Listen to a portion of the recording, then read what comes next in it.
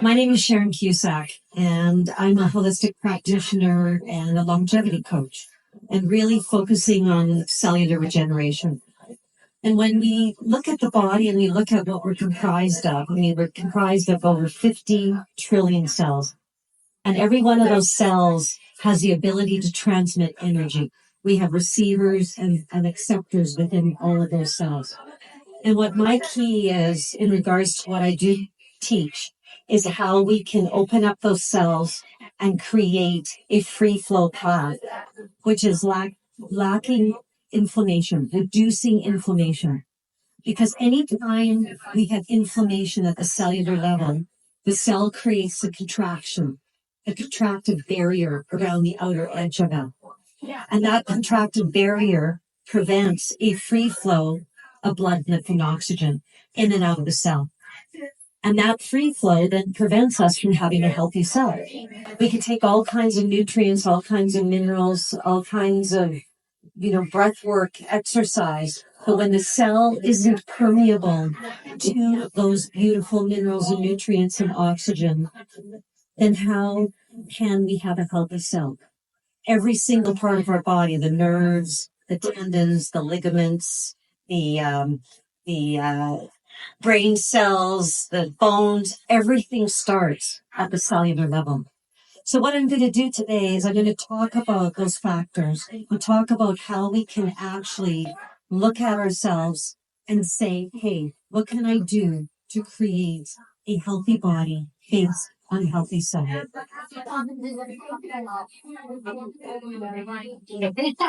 Okay.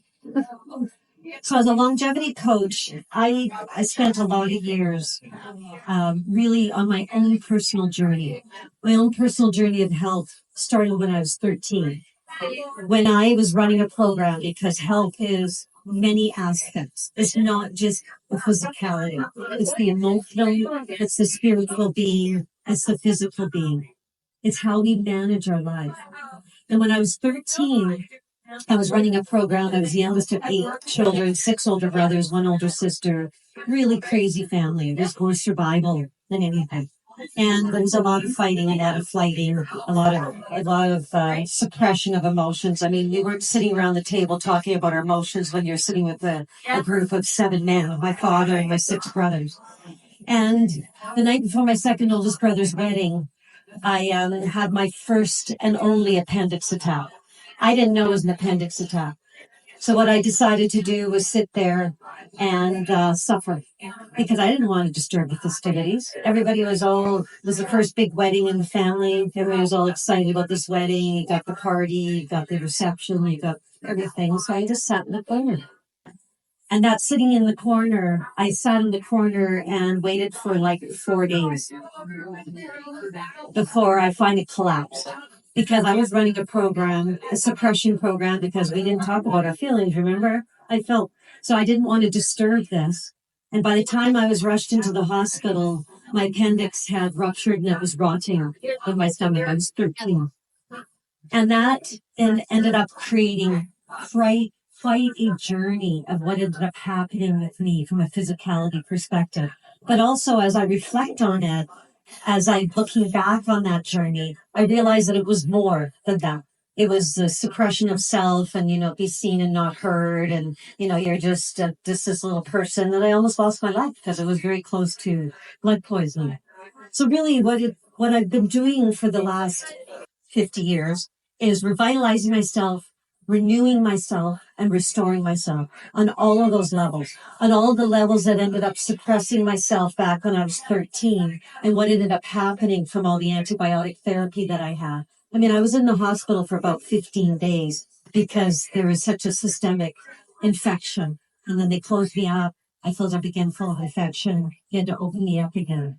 However, the really good news on the whole thing was that I became enamored with the human body, anatomy and physiology, science. And so really what it comes down to is that aging is optional. And why is aging optional? It's optional because toxicity creates aging. So when you look at this word toxicity, What is toxicity?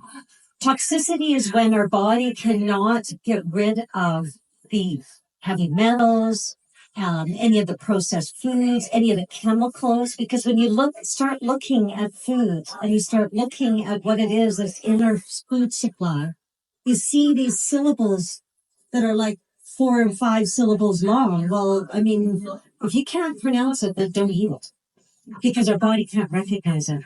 So that creates toxicity. And what happened with me when I was 13, I had so much toxicity from the chemicals to do with the antibiotic therapy. I mean, they had to pump antibiotics into me so strongly, so harshly, that I mean, it was really a chemical overload. But then I also had the toxicity from the standpoint of the infection and the rotting appendix that was sitting in my stomach, blood poisoning. So what else creates aging? Toxicity creates inflammation. And so then now you have bound tissues. So when you have toxicity, it creates inflammation in the body. So when you have toxicity and you have injury and you have pathogens that come into the system, then the body walls it off, creates an inflammatory response. So what else creates an aging? Scar tissue, calcification, scar tissue. When we have scar tissue and calcification, then how does our system flow properly? We get bound joints. We get stiff necks. We go to the massage therapist and we're like, oh, could you just like massage that knot out? And then you go there and it's kind of irritating because they're like flicking over it and flicking over it and you want them to like dig right in. Well, they never dig right in because that's not how they're trained for the most part, unless they train themselves outside of the realm. So when we looking at aging is actually a sign of the body becoming unhealthy. So when the body starts to become unhealthy, then we start aching. We start binding. We start contracting. We start. There you go. There you go.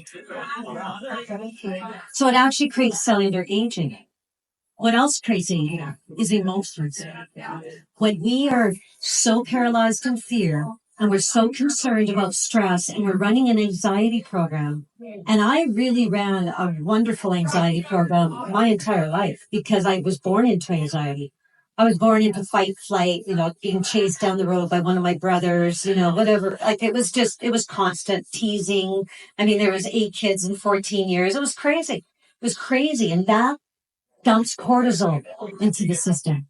So when you're starting dumping adrenaline, not in a good way into the system, you're creating binding in the tissues. When you start dumping cortisol into the system, you're now creating binding in the tissues. So aging is actually opposite. So when we also look at aging, it's like, oh, you know what? I've shrunk. So as you age, I used to be 5'6", and now I'm 5'4". Oh, that's just because I'm getting old. Well, what part of you is actually shrinking? It's the binding of the tissue, scar tissue, calcification. So what are the 6 keys to unlocking cellular vitality? The heart of health, which is the large intestine. This is the master of all. The colon. The colon is the holy grail of our health. And the only time that typically the Western medical world talks about how our bowel movements are happening is that when you're in the hospital and they want to release you from the hospital and they want to make sure that you have had a bowel movement before you get out of the hospital. But when you go to the Western medical doctor, does he ever ask you what your bowel movements look like? I don't think so. Never. And why is that? I don't know. Every day in Canada, I mean, I talked to a woman that was an operating room nurse in Oshawa, and Oshawa has a population of about 200,000 people or so. Every single day, somebody was going in there and getting their colon cut off. And that is in one hospital that services 200,000 people. So when you think of that, you think of that every single day. And she said that the worst one that she ever saw was when somebody's large intestine, when they took it out, that she could actually put her entire body inside of that colon. That was how stretched out it was. That was how impacted it was. That was how infected it was. And they're cutting these out. And they're cutting them out all the time. But a doctor never says to you, how are your bowel movements? Well, how do you get rid of the toxins from your system unless you're actually eliminating properly? It is the most important part of our life. And so when you talk about the large intestine, you think, okay, so if I'm impacted, then that means that I'm constipated. But you know what? I don't have much problems with my bowels because the fact is that I have diarrhea and I go all the time. Well, that is actually constipation. Compaction is when you don't go. So what happens is that the body holds on to every last bit of moisture so that then it can blow out the toxin. So that's a blowout, but that's really a very important aspect. And I know all about that because I had a situation where I had diarrhea for about 2 years. So what else is the key to unlocking cellular vitality is the inflammation or the blockages. So how chronic inflammation creates pain, it creates fatigue, and it fast tracks aging. When we don't have proper circulation, we don't have proper light energy flow, we don't have proper energy flow. So that's another very important part of unlocking cellular vitality. And that's toxicity and scar tissue. So when the cells are inflamed, they get sticky, and that stickiness within muscle fibers, within tendons, within ligaments, ends up binding it, and they go like this. They go like this, and then they start binding, and they start contracting. There you go. You start losing your height because you're actually contracting, and the more that it's lacking circulation, the less pliability that those muscles and ligaments and tendons have. And they start binding and contracting, and then the muscle fibers, as they contract more, will actually roll over on top of each other, creating the knot. And you can get knots on all different areas. You can get knots in the legs, you can get knots here, you can get knots behind the shoulder blades. And that is actually where the muscle fibers are contracted so much that they start spinning on each other because they're not getting proper circulation. So when you don't have proper circulation at the cellular level, you don't have pliable tissues that will now expand and contract. Displaced calcium. When we have inflammation, it's now acidity. That acidity, you can't be acidic at a homeostatic level. You need to be slightly alkaline at all times.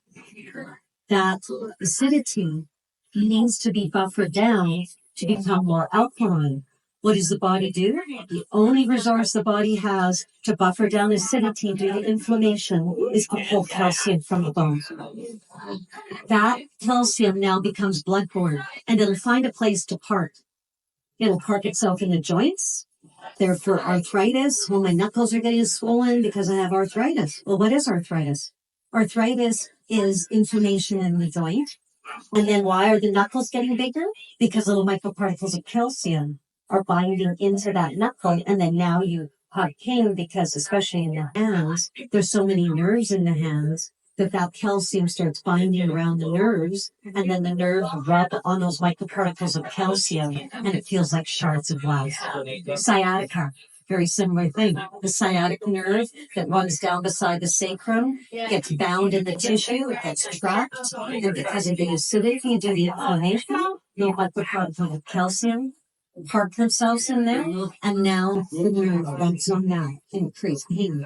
So anytime you have stabbing pain, vibrating pain like that, it's nerve pain, and it's to do with the fact that the nerve is bound in the tissues and it's rubbing on the calcium. And so that's stabbing pain. So all kinds of pain tells you to the degree that we're dealing with as far as the actual blockage. So when you have aching pain, it's where blood's getting through tissue and it's kind of getting through, and then you do more exercise and you have more pain. And you're like, oh, I feel better when I go to bed. Well, because when you exercise, you're increasing the amount of blood flow, and the dam and river is blocked. And so then you're trying to get blood through tissue that's having a hard time getting through. When it's throbbing pain, the blood is trying to get through tissue and it's hitting the wall. And when it's stabbing pain or darting pain, it's nerve pain. So it's coming through and it's hitting the tissues. The nerves are stuck in the tissues, and then now they're rubbing on the calcium, and so the more exercise you do, more stabbing pain, or you try to stretch, you're going, So that's all about displaced calcium. So that's another key, is to unlocking the calcium. Emotional health, very important. You go, oh, well, you know what, I eat a really alkaline diet, and I'm really alkaline, I drink alkaline water, which is actually not a good thing to drink. And I really alkaline. However, they're emotional beings, super stressed, they're afraid of everything, they're angry. Bing, bing, bing. There you go, acidity. Now you got cortisol down. So now you have the emotional. I mean, what comes first? A thought or goosebumps? So you don't think goosebumps. You're like, oh, I just got goosebumps. I got a message. Well, it's emotional. Yeah? So emotions come before the thought. And then the spiritual health. What is spiritual health? What is spirituality? Spirituality is relationships with ourselves, relationships with the earth, relationships with other people, relationship with God. That is spiritual health. Now, are many of us even able to connect to stuff? Because many of us, we've had so many health issues that we actually only really become disconnected from self. So we're actually not really operating a very spiritual level. So those are 6 keys to unlock cellular health. So now let's talk about the large intestine. I've got a diagram in the, I know it's very small, and but that is actually different signs of what's happening with the colon. So here's the colon. Here's the stomach. So this is the journey. When we consume food, we chew our food, and most of us chomp, chomp, swallow. We don't chew our food. It's actually the very first stage of digestion. Most of us, the reality is we don't have a second set of teeth in our stomach. So when we are emotionally eating, or we're talking about things that are really stressful at the dinner table, or we're having all these discussions where we decide to have something to eat because we're just going to eat a bunch of ice cream or whatever it is because we're emotionally charged to that, or sugar or whatever it is. So the very first stage of digestion is the saliva. And so we need to chew our food. We need to really chew our food so that they become a liquid. So then that food comes down into the esophagus and comes into the stomach turns it around, and the digestion actually takes place in the first part of the small intestine. People think digestion takes place in the stomach. That's where the churning takes place. That's where now the body pulls different digestive enzymes from the liver and the sodium bicarbonate and the hydrochloric acid. It's all the churning process that happens in the stomach. The actual digestion happens in the very first part of the small intestine. So the digestion, you need to absorb a lot of our nutrients through the small intestine. Well, the small intestine is being wreaked havoc with, and I'll tell you why. So when the liquid comes out of the small intestine, comes into this little valve called the ileocecal valve, and then it comes, this is the appendix down here, then it comes in through the ileocecal valve and it has to come up the ascending colon, around the hepatic flexure, and the liver and the gallbladder sit here, over the transverse colon, around the splenic flexure, so the stomach and the spleen are here, down the descending colon, in through the sigmoid, and then out through the rectum. That's how it works. So when the fluid comes out of the small intestine, it's a liquid. And when it comes into the ileocecal valve, now the large intestine, it has these things called hospitals. So that bulbous structure are called hospitals. So the body does something, the colon does something called hospital churning. So the large intestine is a single cell membrane thick. And the reason it's so thin is that when this food comes out, it still has some nutrients and minerals in it.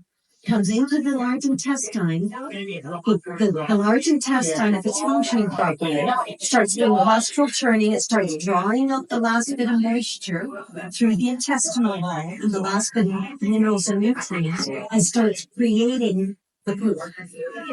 What happens is that because of plaque and because of the stickiness and the inflammation you have nutritionally, emotionally, and spiritually, that plaque starts to layer itself on to the inside of the colon, into the wall of the colon. And that starts to create a plaque that is like tar. And that plaque engulfs itself into the folds of the pasta. And it engulfs itself into it, and it flattens out the hospitals and then prevents it from functioning properly. Not only does it prevent it from functioning properly, is that now it's creating a putrefaction from the toxicity within the large intestine. So it starts putrefying like a compost pile, and it starts gassing out. That gas on loosens the tight junctions of the single cell membrane wall of the large intestine, and it pulls it out apart, and now it sends that putrefaction and infection into a bloodstream. Now you have bloodborne infection. Now you have bloodborne infection. Now you have bloodborne acidity. So now what does the body have to do? Well, the liver has to work overtime to try to filter it. The red blood cells have to be like real worker bees to try to get rid of this. The body goes into an immune response. So now there's pathogens in the bloodstream. So now it's trying to wall off these pathogens. Then you may get a cyst, a little pustule in some area, into the colon, into the uterus, into the pancreas, into whatever it happens to be, and then the body goes in there and walls it off, creates a fibroid. Then the fibroid can turn into a tumor because it's left for so long, because the body is trying to offset that. So that inflammation that's now bloodborne, now you've got putrefaction into the bloodstream. What does it do to the arterial walls? It starts to pull calcium from the arterial walls, pull magnesium from the arterial walls, creating little crevasses in the arterial walls. Well, you can't have little cracks in the artery. So what does the liver have to do? Produce cholesterol to fill in the cracks, pulling the calcium due to the acidity. And now you have a liver that now this will be a fatty liver plus produces too much cholesterol. Well, you're producing too much cholesterol because you have too much bloodborne infection in the arteries. And so then now the body has to buffer down that acidity, pulling calcium in the arterial walls. Now you have that plaque lining the wall of the arterioles. And then now you've got hardening of the arteries, and now that calcified. So now you have heart disease. Now you have to get a stent put into your heart because you have to clear open the pathway. Because now you have blockage in the heart. And so this bloodborne calcium or bloodborne infection then starts packing itself into various areas of the body. So that now if you have an emotional component to stress, it'll find itself in here, the weight of the world on the shoulders, it'll come into your neck. And you get calcification in the neck, and so then now you can't bend your neck very well, you can't shoulder check, but go into a knee, or you'll end up having like prolapsing, because now your arteries aren't being held very properly. You have hiatal hernias because you've got gas off that's coming up. Because what happens when this is impacted, the ileocecal valve doesn't work properly. It gets stuck open, and then this putrefaction comes into the small intestine, and then that putrefaction starts rising up with methane and hydrogen gas, and then you end up with acid reflux. You end up with a hiatal hernia. because the sphincter of the stomach pushes up into the diaphragm, and you end up with all of these issues, and it's all coming from the large intestine. So uterus cysts, miscarriages, that's what happened to me, is that I had such a leaky large intestine, because you hear the term leaky gut. What part of the gut is leaking? Yes. And they call it leaky gut, because if they call it leaky colon, people will be like, oh no, my colon's in there. And they call it leaky gut because it sounds bad. It's like, oh, my gut's just leaking. Oh, what part of your gut is leaking? It's this. And so when you think of the toxins that are going into the system from the leaching of putrefaction through the colon wall, that creates a bit of a different situation. And by the way, on the images within your handout, only 1% of the population has healthy large intestine. So when there's impaction in the transverse colon, then you end up with prolapsing. It falls. And you can see about the first degrees or the second degree and third degree prolapse. With me, with my intestinal issues that I've had due to antibiotic therapy, because antibiotics actually create thickening in the intestinal wall and scar tissue. And I had a problem with my sigmoid. It was ballooning. And anytime I got emotional, I could feel this thing going like right at my sigmoid. And it was because it was ballooning. And I had such an issue with my large intestine. I spent years and years and years on recovering it, and cleansing it, and using proper nutraceutical, proper diet, and emotional. When I was a child, I couldn't wear anything that had an elastic around my waist because it would give me an instant stomach. And the reason it gave me an instant stomach was because there was so much emotion going on in my family that, I mean, you hide so much emotional anguish. I mean, what's the saying? Well, you make me sick to my stomach. Oh, I can't eat because I got a lump in my stomach. You hold so much emotion within our digestive system and within the colon. There's so many deep, dark secrets in here. You have no idea. And the emotions that can come out as we start cleansing it is really profound. It really is. And that is absolutely one of the most important aspects of our life. And really, Deepak Chopra says that we are becoming an inflammation nation. And that inflammation, that is our next pandemic. Deepak Chopra says that in the North America, that our next pandemic is a pandemic of inflammation. And it's true. Because all disease in the body starts with inflammation. And it really creates tissue trauma.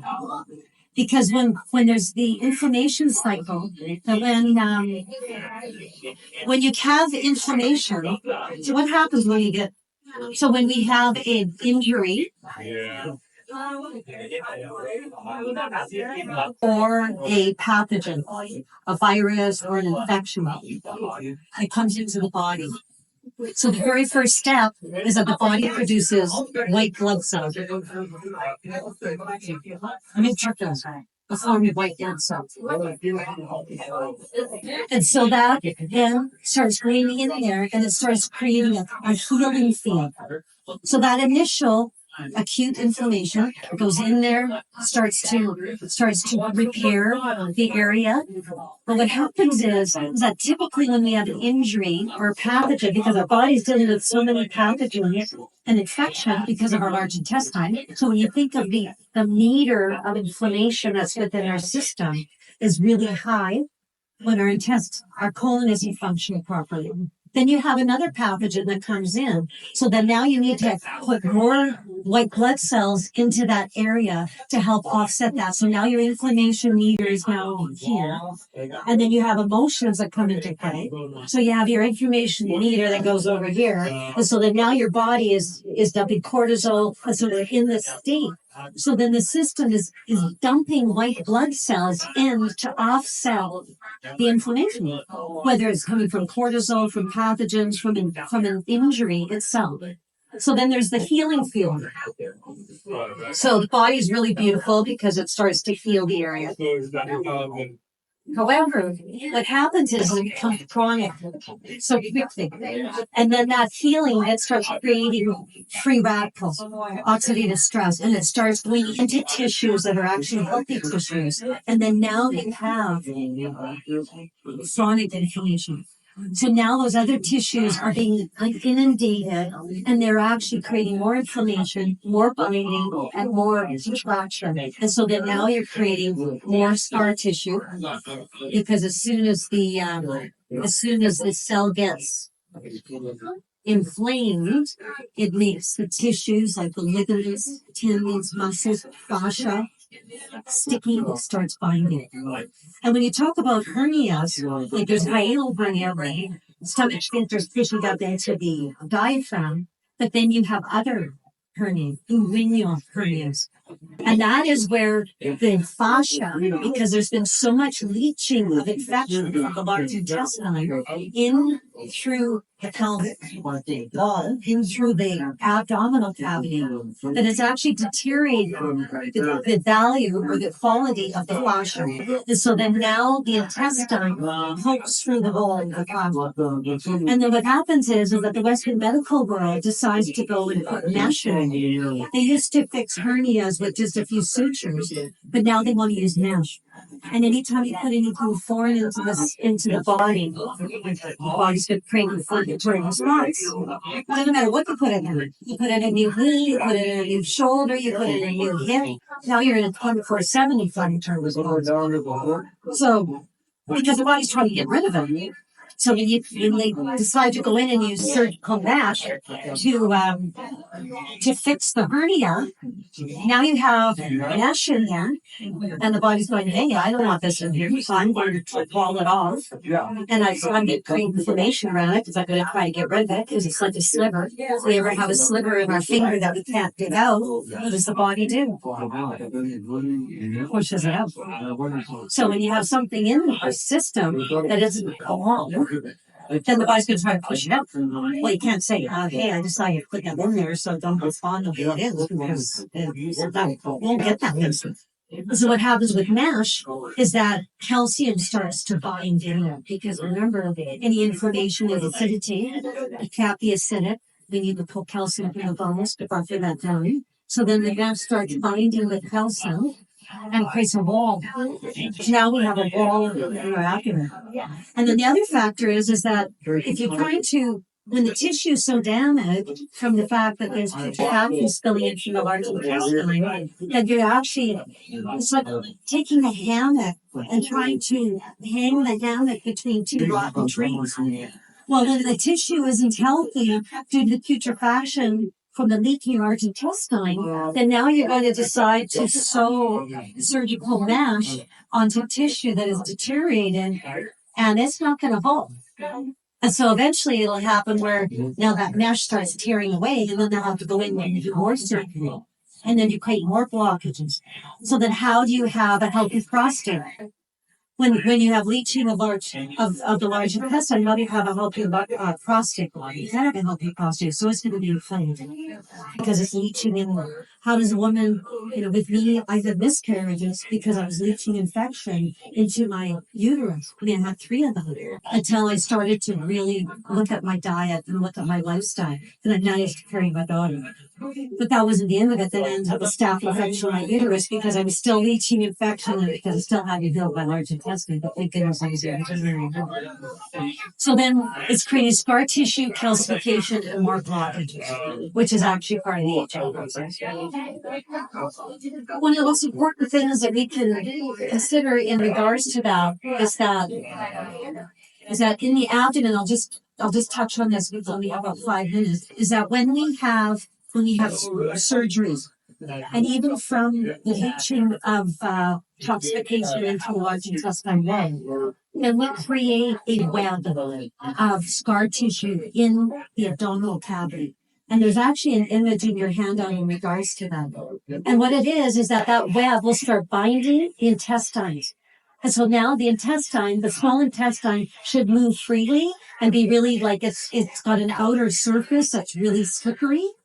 And so that binding of those fibers that create adhesion within the colon will start choking off the small intestine. It'll start wrapping itself around the large intestine, and then you have now strictures, and you don't have proper circulation. So how can you have a healthy abdominal area when you have adhesion? And adhesions from the scar tissue. So for my appendix scar, I had an adhesion. So first of all, anytime you cut into the abdomen especially, it'll create a wall of scar tissue that comes down like 2 inches. And then off of that scar tissue, it'll start creating adhesions. And the adhesions can be like a tentacle of a vine.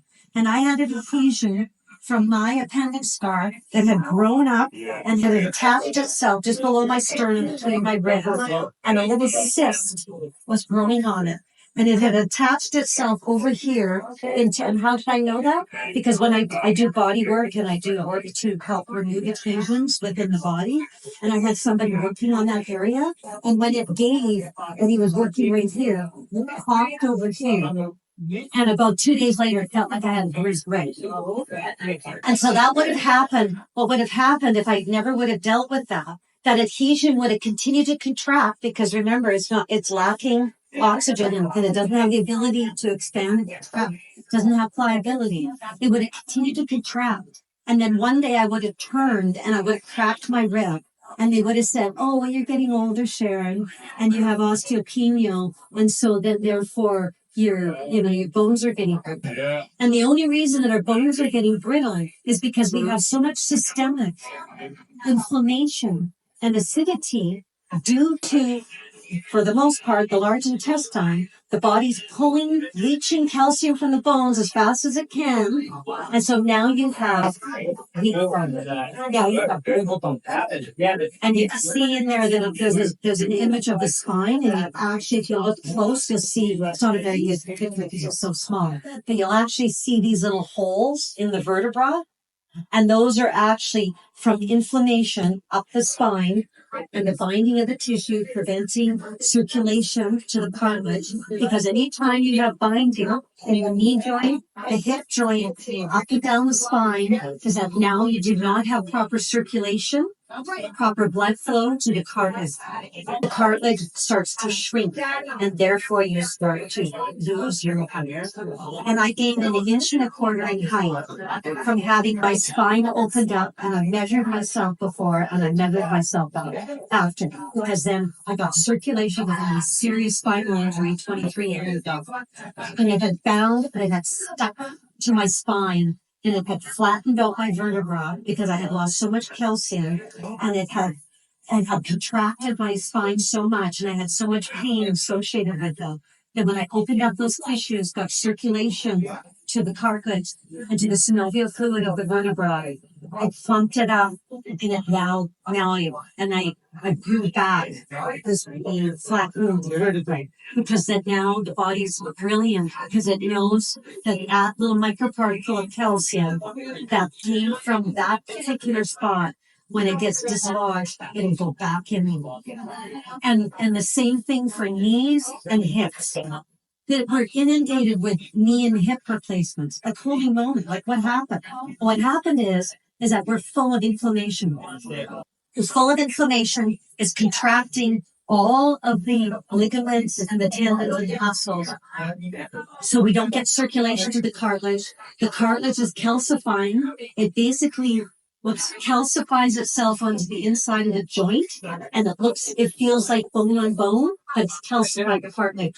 So when I go in there and I open up those tissues, get proper circulation into the knee and hip joint, it pumps up the cartilage, and you do not need to have a knee or hip replacement, because a knee and hip replacement will feel good for the first year or year and a half, and then you'll get binding of all the scar tissue because of the fact that the body is going into a 24/7 inflammatory response, and so it's going to bind. And so then you'll get stiffness, and then you won't be able to have the mobility. You won't have bone on bone, but you won't have a healthy joint either. And in closing, one of the most important things that I feel is that there's this whole thing that comes, I just want to say this, is that we are this genetic thing. it really is about epigenetics. It really is about environment. Because epigenetics is before genetics. That's what epi means. It means before. So there's epigenetic triggers. Those triggers are thought, feelings, emotions, breath, focus, movement, and nutrition. And when we can truly live our life in regards to where we came from, because we started as a spark of life. When the sperm meets the ovum, it is called the nexus point, the zinc spark. There is a bright light spark, and that's who we are. We're electromagnetic energy light beings. So when we think of epigenetics, we think of your thought and your feelings, and one of the most important things is our emotions. And when you can recognize that we came from the spark of light, that we started as light on this plane of existence. And when we leave in that image on that handout, it'll show the image of when the sperm meets the ovum, and they've captured it through Kirlian photography. And it's called biophotonic photography. And that photography shows the spark of life. And there's also an image there that's captured the energy body leaving the physical body at the time of death. And it is a light body. And that is who we are. We are light energy beings. And that is where we came from. And that is where we will end. And it's up to us whether we want to open up our cellular health, so that then we can have the light shine in. Because every single one of our 50 trillion cells are neurotransmitters. They transmit energy. They're receivers and receptors of energy. And when we can open up that inflammatory bubble that is created from the emotional trigger, the numero uno one is our emotional triggers. When we can get out of fear and recognize who we are as far as the beings that we started from the spark of life. That little Miela started as a spark of life. We all did. We can decide that we want to shine our spark, right? Or if we want to walk in fear and paralyze ourselves, so that then we create more inflammation, more blockages, more scar tissue, more health issues. We can decide, and we have that power. And that's what I encourage you to do. And that is why I call myself the longevity and cellular rejuvenation coach, because we can do it. And I've done it. If I can do it from growing up in the family that I grew up in, and all the traumas and dramas and all of the systemic infections and the spinal injury and all of this, then we can all do it at any age. And that is why I say we can turn back time, just like Cheryl said. And people laugh at them, but aging is optional. We do not need to shrink, do not need to contract. Because if we don't use our mind, if we don't use our body, then we become stagnant. And if we can wake up in the morning, listen to good music, and we can listen to positive speakers, and we can live this life, then we can infuse ourselves with all this positivity. Or we can wake up in the morning, we can turn on the news and decide we want to do elbows out, or we can do fists out, or we can get all depressed because the world is depressing. We can decide that we can be that person, or we can decide that we can shine our light, which is where we started from and is where we will end. And it is captured through Kirlian photography, and you can look it up on the internet. So have an amazing day, everybody, and thank you so much for attending. Awesome. Let's get everyone on. Hold on, we get our next speaker. That's so great. Are you going to share the video? I am today.